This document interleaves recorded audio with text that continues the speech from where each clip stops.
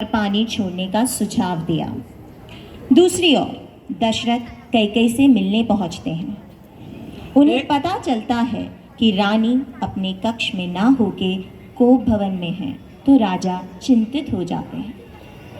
हे रानी, किस लिए रूठी हो? मैं कल राम को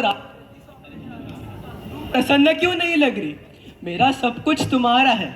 मुझे राम की 100 बार सौगंध है। मैंने तुमसे कुछ नहीं छुपाया। बताओ क्या बात है? हे प्रियतम, आप मांग मांग तो कहते हैं, परंतु देते लेते कभी कुछ नहीं। आपने 2 वचन देने को कहा था, परंतु उनका मिलने में भी संदेह है। मुझे झूठ मूठ दोष मत दो। चाहे 2 के बदले 4 मांग लो। रघुकुल रीति सदा चली आई, प्राण जाए पर वचन न जाए। मैं 2 ही वचन चाहती हूँ आपसे। पहला कि भरत का राज्याभिषेक हो, और दूसरा राम को 14 वर्ष का वनवास दे दिया जाए। नहीं कैकेयी नहीं, ये तुमने क्या कह दिया?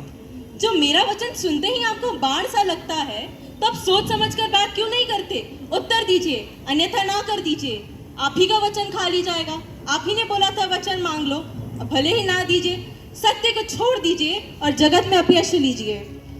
मैं अवश्य ही भरत को राज्य दे दूंगा।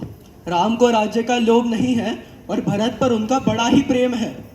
मैं ही अपने मन में बड़े छोटे का विचार कर राजनीति का पालन कर रहा था।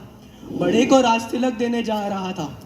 राम की 100 बार सौगंध खाकर राम की माता कौशल्या ने मुझे इस विषय में कभी कुछ नहीं बताया।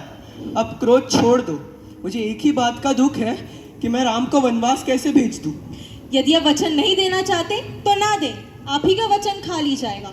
आप ही की जगत में बदनामी होगी। दशरथ राम के विरह के बारे में सोचकर मानो मूर्छित से हो गए। आंखों से आंसू रुकते नहीं थे। उनके मुख से राम राम के अलावा कुछ ना निकला।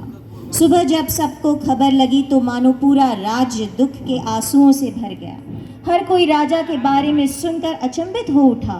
राजा दशरथ ऐसा श्री राम के साथ कैसे कर सकते हैं? मंत्रियों ने कहा कि ये रानी का ही किया धरा है।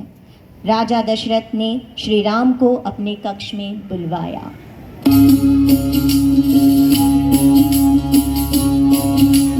राम राम जय राजा राम, राम राम जय सीता राम।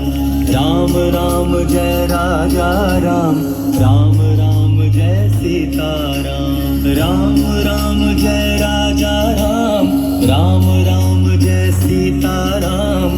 राम राम जय राजा राम, राम राम जय सीता राम। राम